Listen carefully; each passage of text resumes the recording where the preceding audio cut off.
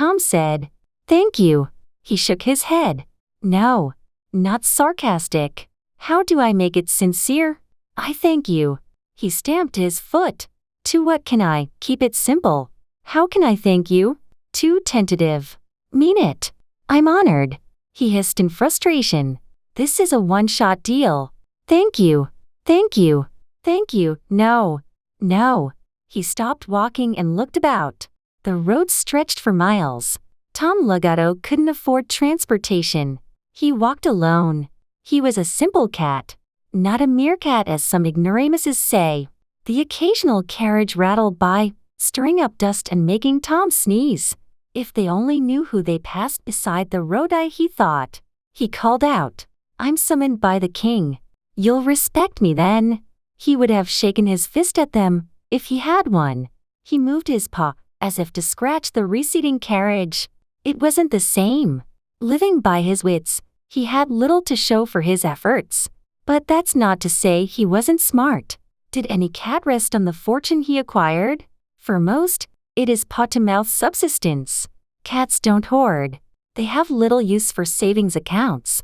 Yeah, once upon a time, I had a fortune, but it ran out like a ball of string. Called by the king, Tom could not refuse. The letter included an invitation for the banquet planned in his honor. Why me? A steam? For what? How can I respond to the king? How does anyone?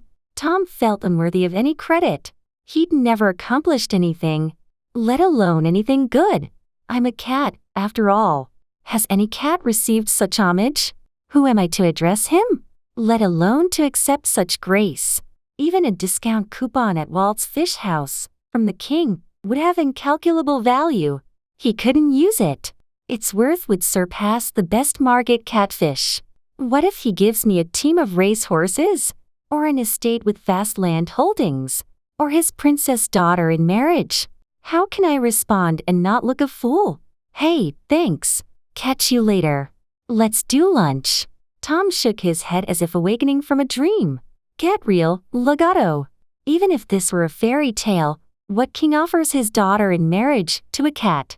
He shuddered. It must be a case of mistaken identity. If I had done something, anything of note, I'd understand. But he was an empty vessel. How humiliating to visit the court, only for the king to laugh in my face. A cat may have only his dignity, but he holds that dear. But the king called him. Tom had a letter bearing the king's signet, his signature and seal. He would present it to the guard at the castle gate. They'd take him seriously. Then everyone would see what happened. And he couldn't be late. It won't do to keep the king waiting. Tom walked. Dawdling wouldn't hasten the journey. Tom approached a bridge over the river. If I don't delay, I can make it by nightfall, he thought. A scream followed by a splash drew his attention. Jumping atop the wall, he saw a young man floundering, obviously unable to swim. He bobbed away in the swift current. Tom scampered downstream and onto a sycamore branch leaning over the river. Taking a firm grip, Tom lowered himself over the water. Hey, you! Grab my tail. Save yourself.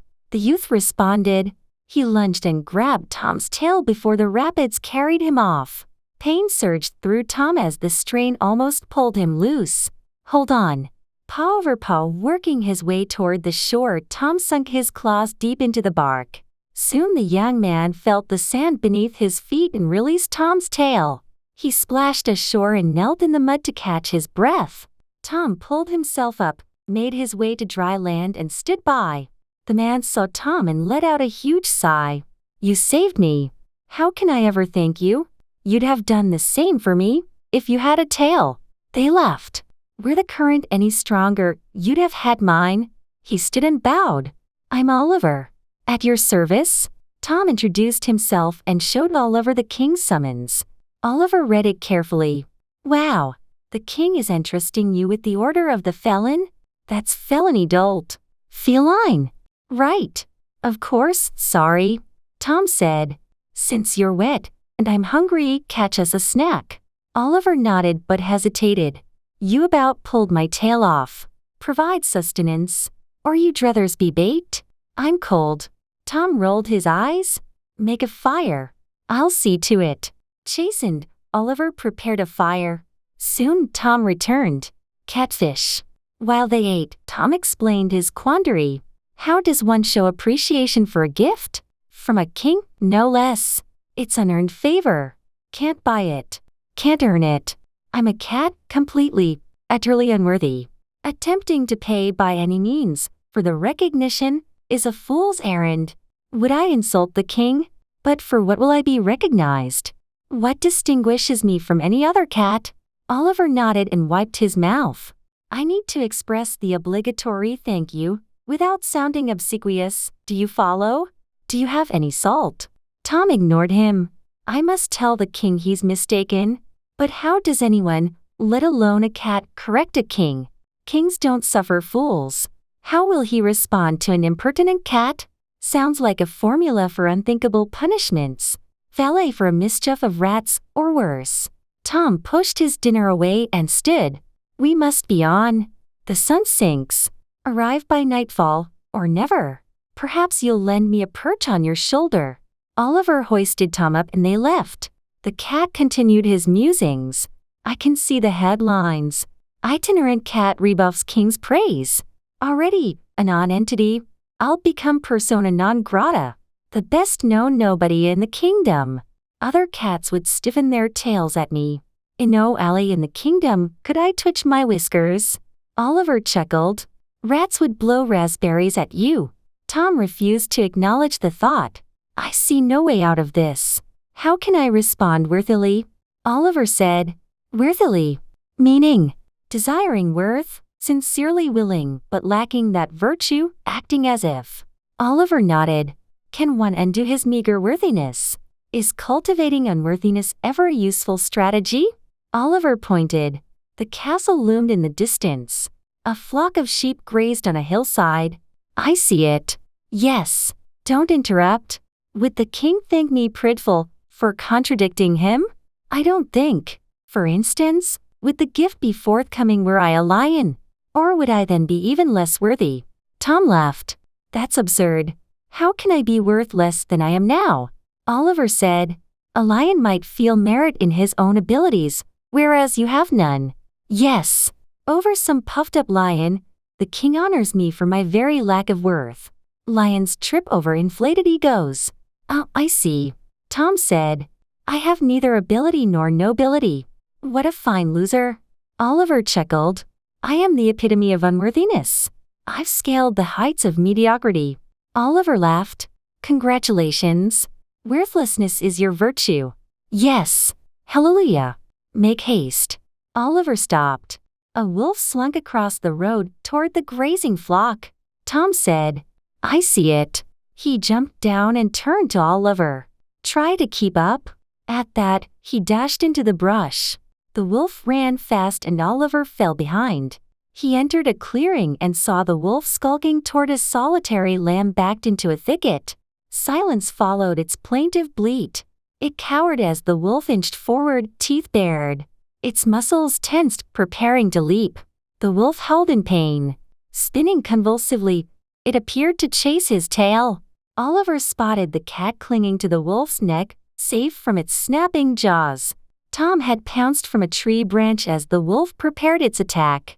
Tom dug his claws securely. He held fast against the wolf's frothing attempts to shake him loose. Finally, whimpering, it sunk to the ground with its paws over its eyes. He whispered to the wolf, You're done here. Leave the lamb. Get packing. Now. The wolf groaned in submission. Tom leaped from its back. It ran away howling. The lamb bleated. Tom called out, Take the lamb, Oliver. We're late. Oliver slung the lamb over his shoulder. They returned it to the flock. The shepherd ran over. Oliver set the lamb down and it bounded to him. The shepherd called out, Thanks, guys. Tom leaped onto Oliver's shoulder and they ran to the castle. At the gate, Tom produced the king's summons for the guard. Welcome. We've been expecting you, Tom Legato. A lady-in-waiting escorted them to the banquet hall. Immense double doors swung open to reveal a lavishly decorated, main ballroom. Tom nudged Oliver and pointed to the buffet displaying every variety of fish. As they approached, the king stood in greeting. They each bowed to him. An attendant stood by holding a pillow with a medal and ribbon for the king. As the king placed the ribbon over Tom's head, he said, "Tom Legato, I hereby present you with this medallion. I welcome you, an official member of the Royal Order of the Feline. Feline. The Royal Order of the Feline? Sorry." The sound of light laughter spread through the gathered throng. Tom bowed his head. "Majesty, call me anything you please. I'm happy to be here." "Thank you." Everyone applauded. The king smiled at Oliver. "I'm told you rescued a royal lamb from the fangs of a vicious wolf." He tried to clarify, but Tom snapped him with his tail. Collecting his thoughts, Oliver said, "Your Majesty, I do what I can. Not seeking prizes, but to explore my capabilities. What do we live for, after all, if not to make each other's life better?" Even the king applauded that. The king continued, "I salute your unprecedented bravery, Oliver. At my beautiful daughter, Princess Erin's request, I offer you her hand in marriage." Everyone cheered. Speechless, Oliver smiled at Princess Erin. She offered her hand and he kissed it. The orchestra played a lively song and the betrothed danced their first dance. Everyone joined them. Oliver and Erin soon wed. Tom Legato took and easily filled the role of the king's official cat. He spent happy days dispatching any vermin daring to cross the castle's threshold. They all lived happily ever after.